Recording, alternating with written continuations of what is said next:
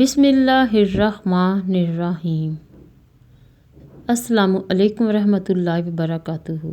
اللہ رب العزت آپ کو ما اہل و عیال تا حیات ایمان و عافیت کے ساتھ صحت مند اور ہمیشہ اپنی پناہ میں رکھے، آمین۔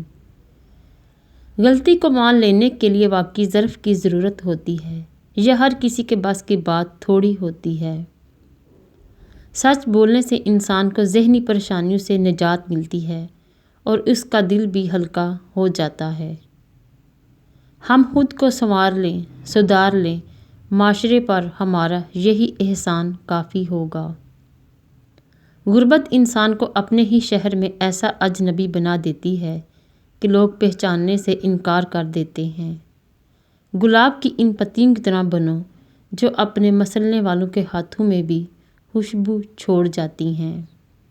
لوگ آپ کی زندگی میں آئیں گے اور چلے جائیں گے، لیکن آئینے میں نظر آنے والا شخص ہمیشہ آپ کے ساتھ رہے گا۔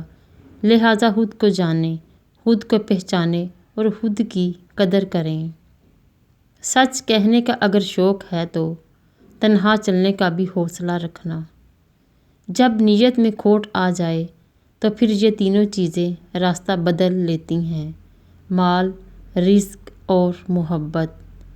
جب انسان کی روشیں خداوند کو پسند آتی ہیں تو وہ اس کے دشمنوں کو بھی اس کا دوست بنا دیتا ہے۔ اللہ نگہبان۔